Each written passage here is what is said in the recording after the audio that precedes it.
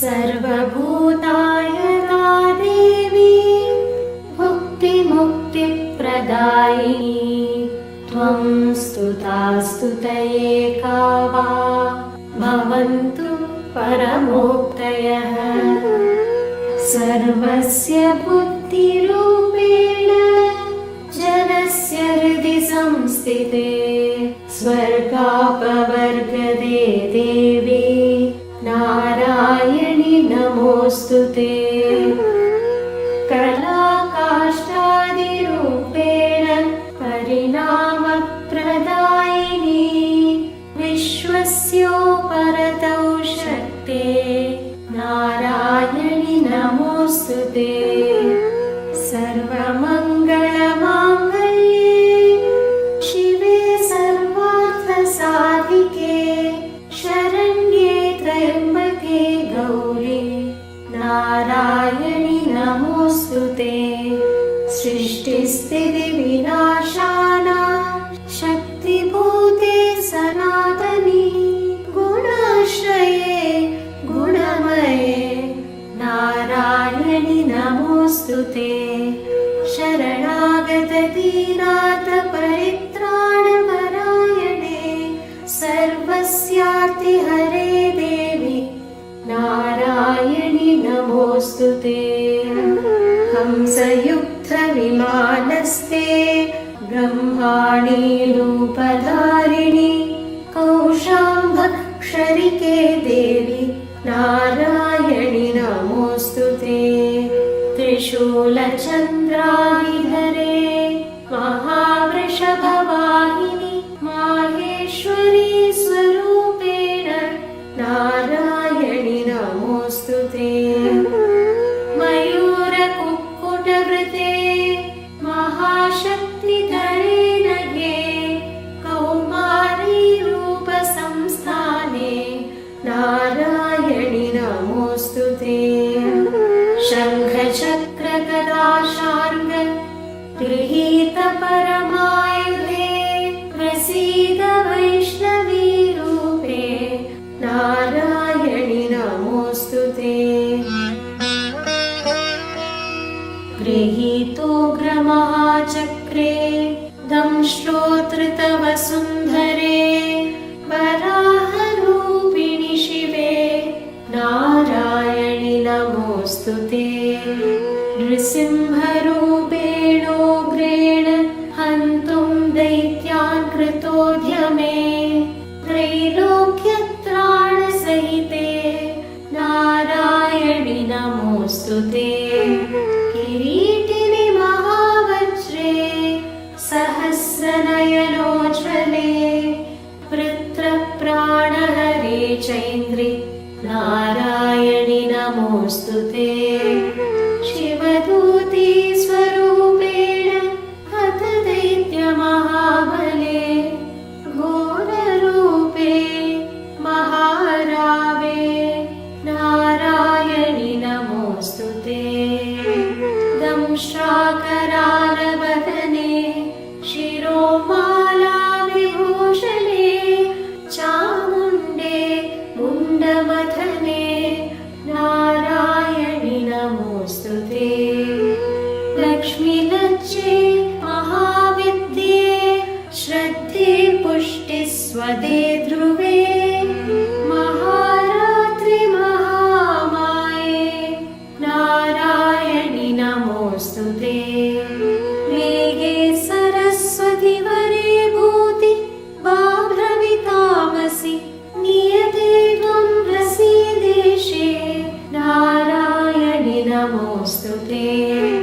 सर्वस्वरूपे सर्वेशे सर्वशक्तिसमन्विते भयेभ्यस्त्राहि नो देवी दुर्गे देवी नमोऽस्तुते। एतत्ते वदनं सौम्यं लोचनत्रयभूषितं पातु नः सर्वभूतेभ्यः कात्यायनि नमोऽस्तुते। ज्वालाकरालमत्युग्रम् अशेषासुरसूदनं त्रिशूलं पातु नो भीते भद्रकाली नमोऽस्तु ते।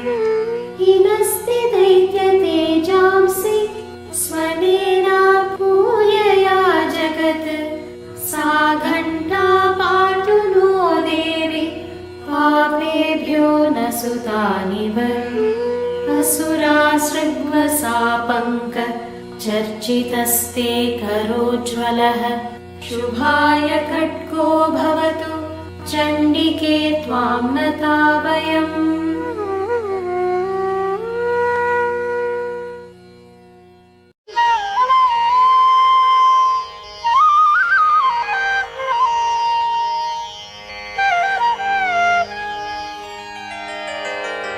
कल्पानोकः पुष्पजालविलसन्नीलालकामातृकाम्, कान्तां कञ्जदलेक्षणां कलिमलप्रध्वंसिनीं कालिकाम्, काञ्चीनूपुरहारदामसुभगां काञ्चीपुरीनायिकाम्, कामाक्षीं करिकुम्भसन्निभकुचां वन्दे महेशप्रियाम्।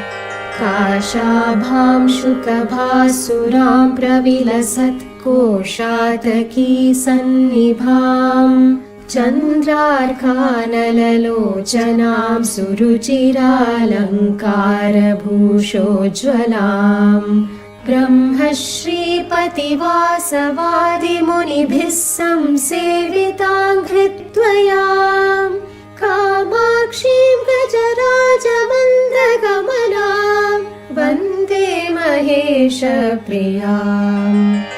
ऐं क्लीं सौरितीयां वदन्ति मुनयस्तत्त्वार्थरूपां परां, वाचामादिमकारणं हृदि सदा ध्यायन्ति यां योगिनः। बालां फालविलोचनां नवजपावर्णां सुषुम्नाश्रितां, कामाक्षीं कलितावतंससुभगां वन्दे महेशप्रियाम्। यत्पादाम्बुजरेणुलेशमनिशं लब्ध्वा विधत्ते विधिर्विश्वं तत्परिपाति विष्णुरखिलं, यस्याः प्रसादाच्चिरं रुद्रः संहरति क्षणादखिलं, यन्मायया मोहितः कामाक्षीमतिचित्रचारुचरितां वन्दे महेशप्रियाम्। सूक्ष्मात् सूक्ष्मतरां सुलक्षिततनुं क्षान्ताक्षरैर्लक्षितां, वीक्षाशिक्षितराक्षसां त्रिभुवनक्षेमङ्करीमक्षयाम्, साक्षाल्लक्षणलक्षिताक्षरमयीं दाक्षायणीं सक्षिणीं, कामाक्षीं शुभलक्षणैः सुललितां वन्दे महेशप्रियाम्। ओङ्काराङ्गणदीपिकाम् उपनिषत् प्रासादपारावतीम्, आम्नायां बुधिचन्द्रिकामधतमः प्रध्वंसहंसप्रभाम्, काञ्चीपट्टनपञ्जरान्तरशुकीं कारुण्यकल्लोलिनीं, कामाक्षीं शिवकामराजमहिषीं वन्दे महेशप्रियाम्। ह्रीङ्कारात्मकवर्णमात्रपठनादैन्द्रीं श्रियं तन्वतीं, चिन्मात्रां भुवनेश्वरीमनुदिनं भिक्षाप्रदानक्षमाम्, विश्वाघोघनिवारिणीं विमलिनीं विश्वम्भरामातृकां, कामाक्षीं परिपूर्णचन्द्रवदनां वन्दे महेशप्रियाम्। वाग्देवीति च यां वदन्ति मुनयः क्षीराब्धिकन्येति च, क्षोणीभृत्तनयेति च श्रुतिगिरो यामामनन्ति स्फुटम् एकानेकफलप्रदां बहुविधाकारास्तनुस्तन्वतीं कामाक्षीं सकलार्तिभञ्जनपरां वन्दे महेशप्रियाम् मायामादिं कारणं त्रिजगताम् आराधिताङ्घ्रिद्वयाम् आनन्दामृतवारिराशिनिलयां विद्यां विपश्चिद्धियाम् मायामानुषरूपिणीमणिलसन्मध्यां महामातृकाम् कामाक्षीं करिराजमन्तगमनाम् वन्दे महेशप्रियाम् कान्ताकामदुधाकरीन्द्रगमना कामारि वामाङ्कगा कल्याणी कलितावतार सुभगा कस्तूरिका चर्चिता कम्पातीररसालमूलनिलया कारुण्यकल्लोलिनी कल्याणानि करोतु मे भगवती काञ्चीपुरी देवता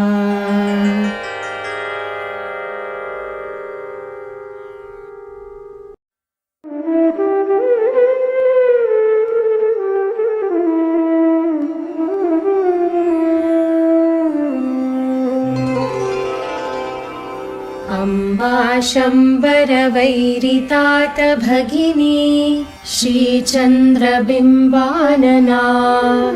बिम्बोष्ठी स्मितभाषिणी शुभकरी कादम्बवाट्याश्रिता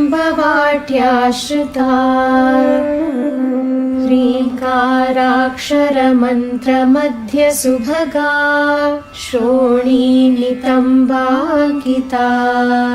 मामम्बापुरवासिनी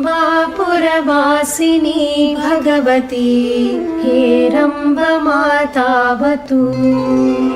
कल्याणी कमनीयसुन्दरवपुः